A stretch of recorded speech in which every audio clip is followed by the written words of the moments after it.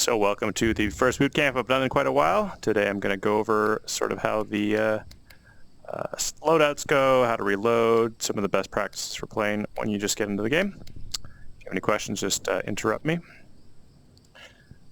And I might go over some stuff that you don't know, but since I'm recording this, I'm just going to push through. Or stuff you do know, I'm just going to push through so that everyone can see it in the future, and you shall be my little test subject. Sweet. Any questions? Not really. Awesome. All right, so the first thing I want to show off is just for a basic loadout is when you're starting off, what you want to do is you want to get a the best gun I think for starting off is not the M16. It's actually the AK-5C. The AK-5C has got 30 rounds in the chamber. It's quite easy to fire. It's got full auto, unlike the M16. And the key to getting the AK-5C is you want to make sure that you have a foregrip on it, because that keeps the gun from jumping around. Every player always plays the foregrip, because if you don't, you have so much recoil, it's going to be really hard to hit anyone. The interactions here are a little bit confusing. You basically have to click on stuff and then highlight it. The red here will show you that it's reduced the recoil. As for the other things, like the primary optics, I never go with iron sights because they're very hard to use in this game. So you want to use one of these red dot sights. So I would suggest the holographic sight. It's a little bit easier to start off with, but the red dot sight is really awesome as well. And the OEG red dot sight is quite new, but I don't like it as much because it kind of obscures your vision a bit. As for the scopes, I wouldn't start using them. I would just get with the holographic sight or the red dot sight, because it allows you to look down, and basically wherever that holographic sight is, you'll be shooting. So that's that. Usually you want to have a holographic sight, a foregrip. You can get suppressors and stuff. With the new sound updates, they sound a little bit different, but I would suggest a holographic sight, a foregrip, and then the FMJ, I do not go with the AP rounds because you get two less clips. You only have like 2 clips overall. It does punch through body armor, but in the long run, you're usually shooting for the head. So I'd just suggest a standard full metal jacket. Do you have any questions about the optics or the primary weapon? I might have gotten the... What was the primary weapon? The primary weapon's AK-5C. Yeah, I think it's a Norwegian weapon. Yeah. I'm choosing the AK-16. Yeah, the MK16 is actually my favorite weapon because it does a little bit more damage. It does 12 damage instead of 10, which we'll talk about when we're talking about shooting. But it only has 20 rounds, so if you forget to reload or you shoot a lot, you're gonna run out of ammo. So the AK-5C is my suggestion. Going over to the secondary weapon. Keep it on the lowest level unless you're doing something fancy, so I usually use an M9 with no secondary attachments because they just pull off stuff, and I very rarely use my secondary. As for the explosives and the equipment, usually I'm running a smoke and a grenade because it allows you to smoke up and then allows you to throw a grenade, obviously. One thing that's really weird about the UI is that you see that there's a white bar on the side. To scroll down, you just like hold down or push down on your joypad and it'll go up and down. You can't really drag it. I don't really like it all that much, but it's an upgrade. I'll play on Vive, so I can just use my touchpad. Yeah, I still don't like it. I wish it was a little bit more graphical, but oh well. And also, depending on what you select first, will be the first object on your chest. So if you select the frag grenade first, and then you select the smoke grenade second, it'll be, I think it's left, right, and then if you select the smoke grenade first, and then you select the grenade second, it'll be the other way around. So if you have they're laying out. Like 1 second, quick? Yeah, no problem. Hold on. You can continue. Sounds good. And then the last thing is these equipment. So there's 3 things. The equipment's used quite a bit more than the other ones. I usually just use the same gun. Body armor effectively makes your chest so you can take a few more hits in the chest, but does cost 2 extra points. So I usually don't run it on rifleman because it drops your frag. The night vision allows you to see at night, obviously. It sort of doesn't work at any of the night or the day maps, but night maps like Tanker and all the night variants, it works quite well, and you will need it on certain levels. And then the extra syringe adds a second syringe, which we'll talk about when you're healing yourself. Do you have any questions about the general rifleman class? Not really. Sounds good. So we're just going to jump quickly over to the Volk side, and I'll talk about the best class for the Volk. So if you want to jump over.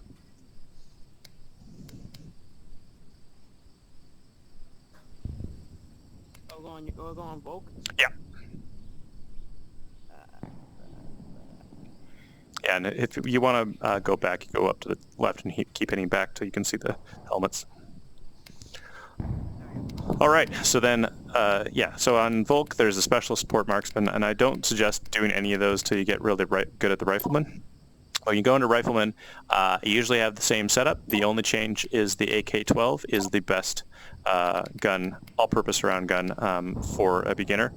The AK-12 is awesome because it's got a foregrip. The AKM does not have a foregrip. You see, if you select the AKM, there's no primer or there's no secondary attachment. The AKM does do a little bit more damage, 10 or 11 instead of 10, but it doesn't have a foregrip, which means it bounces around crazily. If you go over to your secondary attachments, usually the same thing. I usually run a smoke and a grenade. If you're playing closer maps, I wouldn't suggest messing around with flashes because you'll probably flash your buddies. But initially, you just want to kind of run that, or possibly, if you're not really feeling comfortable with frag grenades, throw on body armor, and then you've got a little bit more getting hit in the chest before dying horribly on the battlefield. Do you have any questions about the Volk side? Nope. Awesome. You're a great Bootcamp employee. All right, so I'm going to jump back to MARSOC because I want to show a few things off in MARSOC, and then we'll jump in and use the AK-5C. So if you want to jump over to MARSOC, it'd be awesome. Back. There you go.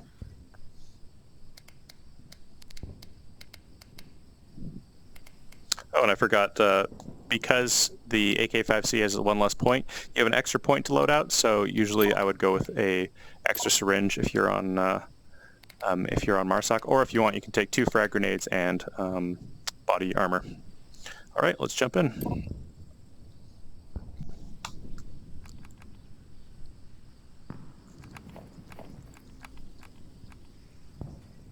Hello. All right, let's go over here because it's more fun. So, as you can see, you can grab your gun, you've got your foregrip, which is awesome. Now, if you just look down the barrel, wherever that hollow sight is, it'll shoot. You obviously know that, just doing this for the video. Now, what I usually do is that reloading. Basically, there's 2. You've got reloading down, but the reloading is different for each side. On the MARSOC side, especially with this gun, to reload, you can just drop it without having to hit any buttons, so it just drops and you put another one in. There you go. Now the thing about this gun, as opposed to the AK-12, is it's got a bolt hold, so if you press up on your controller or possibly B or A on the Oculus or Vive, it will re-rack it without having to do anything. So actually blow through an entire round.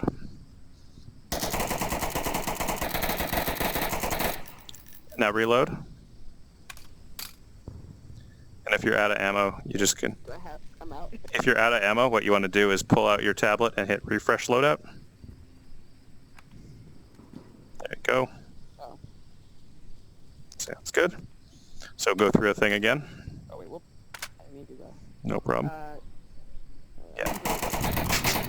Boom, Boom, boom, boom, boom, boom, boom, boom, boom. Drop it. Right, now. Put another one in, and then hit up, and it'll re-rack it. I got it. Great. And it doesn't show it on other people's thing, but you'll see it on my video. It reloads. So the thing is, whenever I'm reloading this gun, I'll go through a round. Even if I don't finish all my rounds because I don't know how many I fired, I drop it, I hit it in, and then I always click up to make sure that it racks. If you are really nervous about that, a lot of players will just re-rack every time they reload. So the reload is this, and then that, or that. I find it's easier to use that hand. I remember doing this in the tutorial. Oh, nice. Yeah, I don't know. I haven't played the tutorial in a long time, so I don't know exactly how it is. Cool. All right. Yeah. Syringes and all that.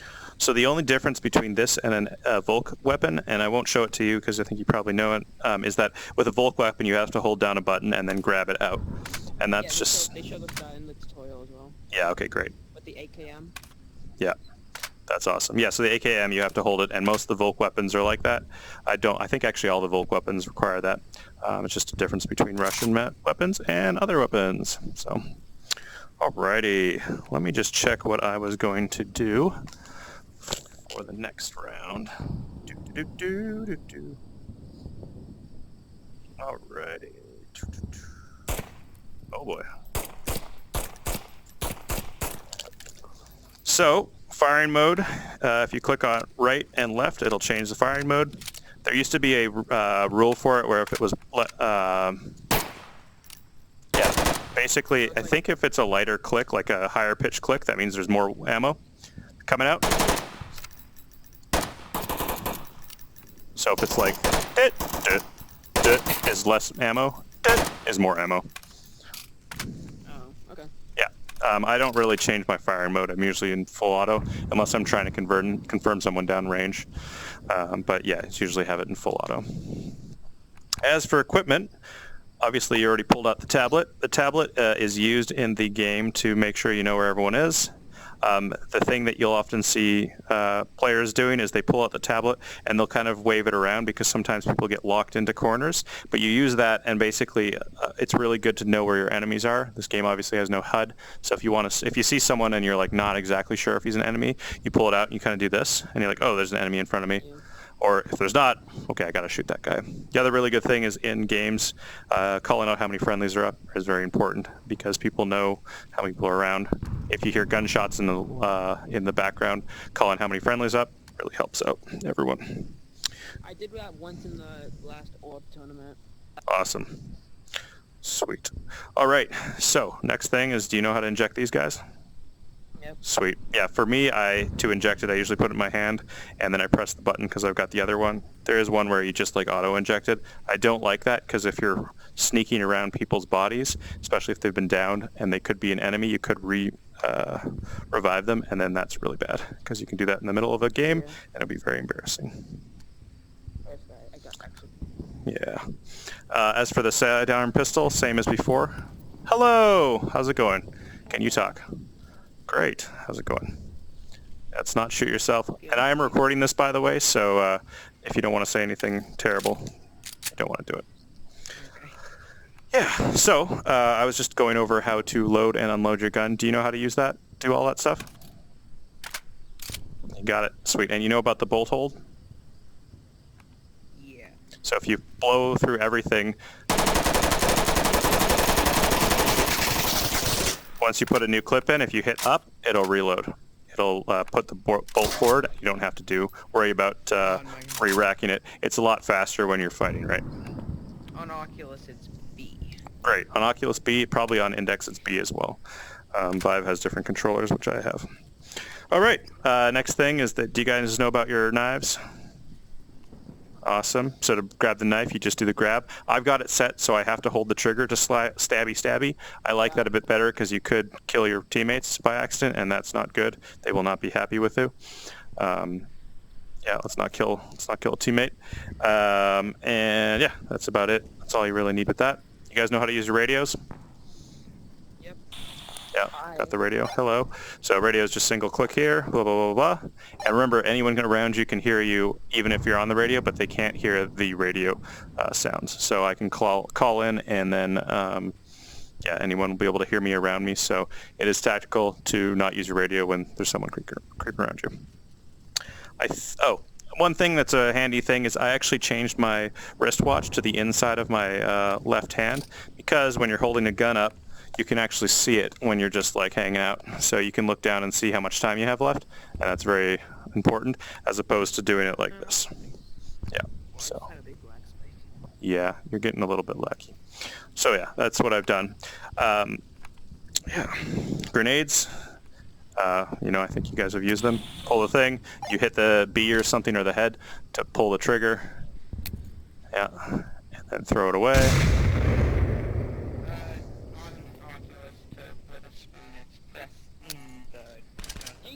Oh boy.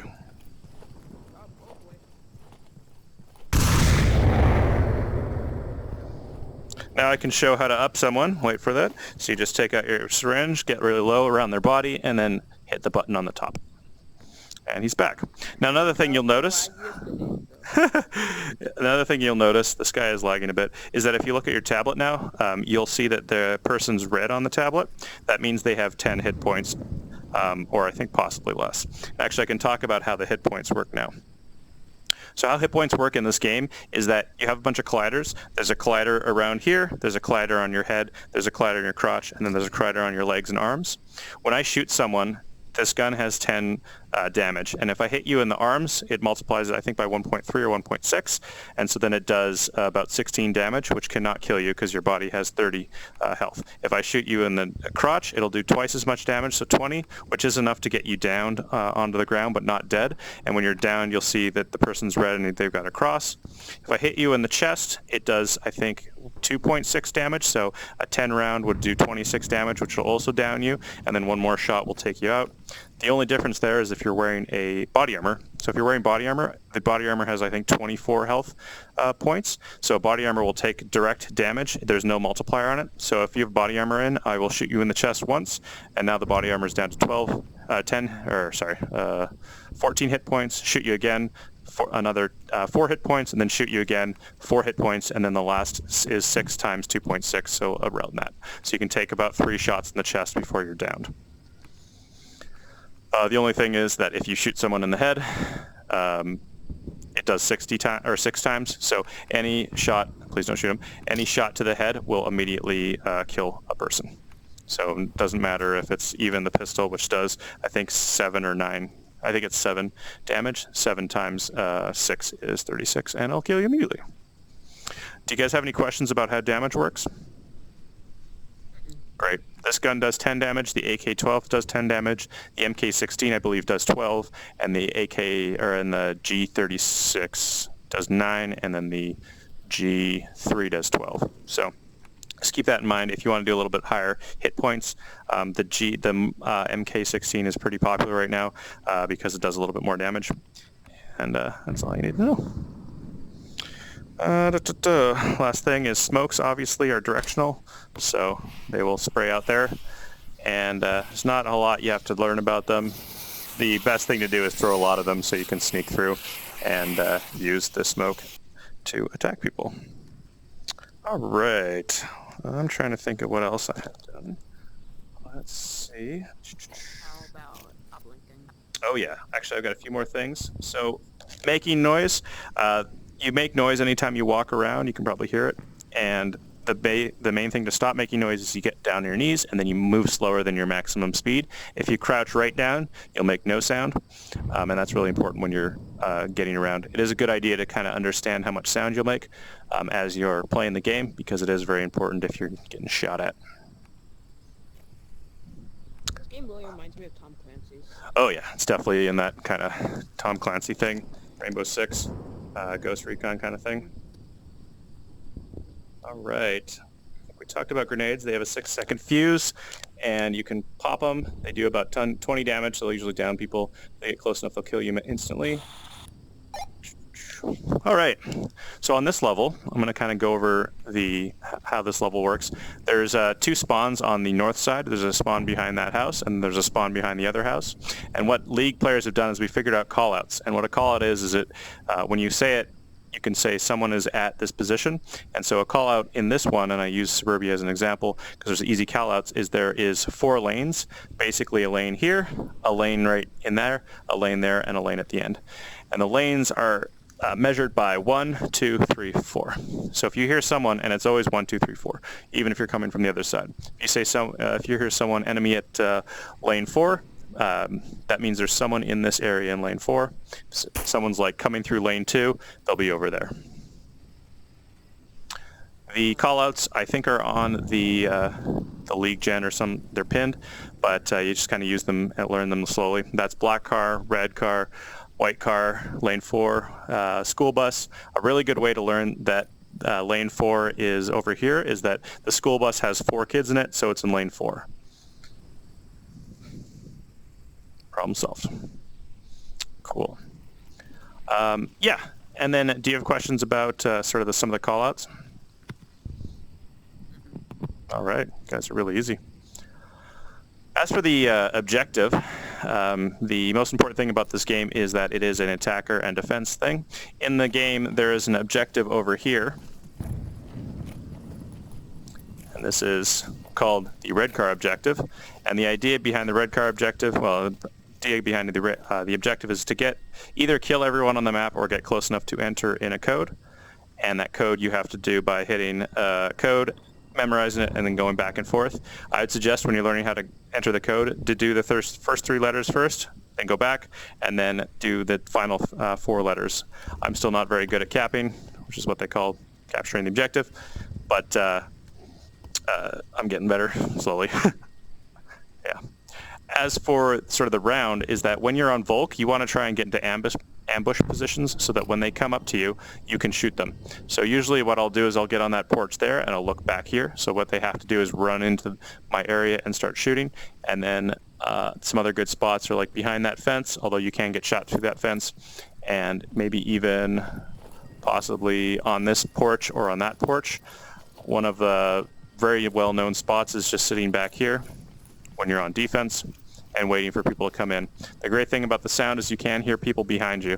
So if you hear people running around there, you can usually tell if they're coming up here. They might sneak in there and shoot you while you're on the porch, so you want to stay back a little bit. And and just wait for them to come around the corner. Often if you're playing on a team, you can also call in people that are coming through there. So you can say, I hear someone in lane 2, and then the person that's maybe over there or maybe behind that white car or somewhere will be able to spot. And if they even come around the corner, they'll get shot because they're going to be focusing on you. Yeah. Hello. Welcome to the thing. You missed most of the boot camp, but that's all good. If you have any questions, just let me know. I figured I was late, but... It's all good. Thanks for coming. Appreciate it. Cool. All right. As for this specific level, I kind of want to go through the general attacks on it. So if we are going south, which is the general, there's 3 objectives in the south. What I like to do is I like to either go through lane 4, remember lane 4 has the bus in it, or lane 1. Going up the center is more annoying because if you're coming up the center here, you have 2 sides to watch out for. You've got that side and you've got that side. So if I come in through here, I have to spend twice as much time checking each side as I come through here. Whereas if I'm up in lane 4, I know that the Volk have to run to, the Volk cannot get to a certain spot, and you kind of do this by learning. If I run out here, they have to start behind that spawn house in the back, which is another call out, and I can get usually to about here before the Volk can even get into the spot. And here on this thing is, if I'm here, I don't have to check anything that's behind me because I know the Volk can't get over there. So I can get to this spot and look down that lane, possibly get someone, blah, blah, blah, blah. When I'm attacking from this way, I will get up to here, and the idea is that you want to kind of clear out this area. If people on Volk are very aggressive, they can get behind this Hasco, so you want to kind of clear that out, especially if you're going slow. If you're playing in like comp lobbies, people usually won't get behind there because everyone's running to get to positions very quickly, and you're going to see someone running across there. But just keep that in mind that sort of this whole area can start swarming with Volk. And then once you get to this spot, then you're kind of watching, and you'll see I check my tablet quite a bit. You're watching for people to get into that area, so you're kind of sweeping up through the level at the same speed. Danger zones are if you get to this corner. Right here, you're safe because you can't see any of the fence. But if you get out in here, a person can actually see you in that house. A person can see you from behind those fences. And especially with my Vive, it's very hard to see. And especially if you're out here, there's going to be a person probably behind the tank. There's going to be a person possibly behind those Hascos and things. And then in this area, you're very, very likely to get shot and killed. It's not good at all. So again, you're trying to sweep through the level. I'll usually come through here and possibly get up on this slide. Because up on the slide, you got a whole bunch of visuals where you can see everything that's going on in this level. Kind of check out that. You can see directly inside the middle house. The only thing about getting on the slide, especially for newbies, is that, here, I'll jump off. is that if you get up on that slide, make sure you know where your friends are, because you could get up on that slide and start shooting your friends. Because if you check your tablet, it's you don't know who's gone over there. A lot of the people will move in through lane 1, lane 2, and then you're up there. The last thing you want to do is kill someone that's on your team. Yay. And then usually by the time you're around this area, you've either killed everyone or you're very close to the objective. Especially on this objective, there's a tank objective that's right there. You can capture the objective on either this side, or you can come around on this side. So keep that in mind. If you're playing, you can get onto this side and then capture it. So if you know there's someone in there and they've been firing at you, and that's the last person up, it's right there, yeah. You can get to this spot, hunker down, take out that tablet, and enter the code. Obviously, you want to make sure there's no one in the spawn house. All right, let's just go back to lane 1 and I can show you how to approach that. And then I think we'll answer any questions. And then from there, we will possibly jump in to a public lobby.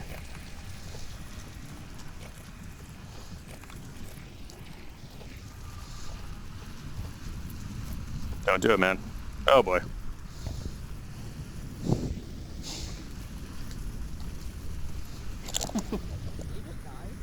He blew his brains out. I guess he had to go. All right, he's gone. So as for coming through this objective, it's very similar to the other side. You know that you can get up to about this position before the Volk have chance to get in there. So what you want to do is you want to run in, and a lot of teams and players will get up to this spot and actually look through the hedges to see if anyone's running up there. Because as a person on the Volk, it is pretty stupid to get up to this point, because it's very hard for the Volk to see you through these hedges, but it's a lot easier for you to see them. So if I run over there, please don't shoot me, but if I run over there, you can sort of see me through those hedges quite easily. Just stay there for a second. See me, I cannot really see you at all. And so that's a really bad place for me to be, because I'm going to get shot.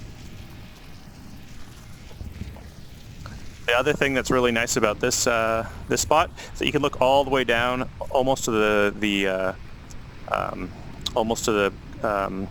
lane 4 garage, and I think you can see almost everything unless they sneak up. So often, if you're playing in a pub lobby with some comp players because they just want to have fun, they'll run all the way through your line. So if you get to this spot and just wait, sometimes they'll run through, and you can either shoot them right there or you can shoot them right there.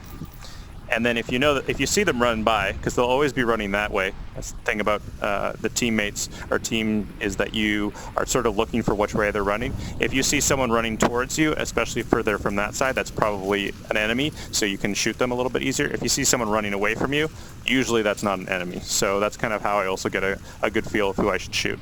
But if you see them running through there, and you know that you've run up to here, so there's almost no way that your buddies could have run in and out, you can see them there. Even if you run there by them, then you can back up, go right here, and take them out. Yeah. Getting over to there, if you get to the edge of that building, it's really hard to actually really hard to get out there, because there's a lot of places that you can get shot. But what is really good for a lot of people to do is you get into this middle house. So again, you're looking at danger zones. Once you get to this spot, there's a lot of places you can get shot over. You can get shot from up there in the house. There's a place that you can be hiding behind that thing. So sneaking by here is really important. The other thing is that some players will sit up in the top of this thing right here, and they'll shoot you from there. So usually you're trying to sneak around the back here, and then you're going to get into the middle house. Now this part is pretty good, because you have a lot of coverage. They'd have to get behind you, or they'd have to get into that building. Right here is an example of, if your friendly gets here and you're on top of that slide, you can shoot them, because you kind of look a little bit dark. So just keep in mind that if you see a guy running from the back, take a double check, make sure you don't team kill, but you can shoot someone from there. If you get to that slide and you see a guy just bolting out of there and running that way, you probably want to shoot that guy, because he's probably an enemy. And the last thing is that getting into the house, when you're in these windows, you can be seen from the spawn house, which often people will be on the second floor or the first floor. So just keep that in mind. You want to sneak in here, or you want to put smokes up here. And then breaching upstairs is if you are playing on the middle house objective, it's very hard to breach that upstairs because there's usually 2 or 3 guys up here. But if we're playing the garage spawn or possibly the tank spawn, there's usually 1 or 2 people up here. And the places that they like to do is that they like to hold this area right here. So if you can see me, you come up here. If I'm standing right here, I can shoot you quite quickly. So what you want to do is you want to do a thing called pre-fire. You come around the corner and you shoot them. And because of lag and how this network stuff works, you'll kill them before they can kill you. Could you just pre-fire drop something in that? You could, but then I'm going to shoot your arms. So the best thing is actually, it doesn't really matter about peeking around and shooting. It's actually just best to run in, because what'll happen is that as someone's running through the world, because of lag and because of information going across the internet, the person that I'm defending right here actually won't see me as I run around the corner, because it's about 50 milliseconds. So that's why you just want to go in. It's called pre-firing, and you'll kill them immediately, and then you can get to this spot and then look back and possibly take out someone on there. Getting around here, just the good things about this this building is that you have full view of 3 of the objectives. Obviously the one upstairs, the one down there, right there, and the one over there. So when you're up here, you have a good view of everyone trying to get in, especially if it's on tank objective, and you can be up here holding the back of the tank objective so no one can sneak around. Other good angles are, this angle is usually pretty suicidal, because if you're here, you're usually on bulk, and you're going to get, there's going to be a black, you'll see a black thing. People easily shoot you from up here. So what I like to do is get out here and watch this lane right here, so you can see that person and take them out. Pretty good reloading sound. All right. Okay, well, let's go down to the tank, and I'm going to answer any questions you might have about playing League or playing in comps. Do you guys have any questions? I do have a question. Sure. So say in a competitive game, Yeah.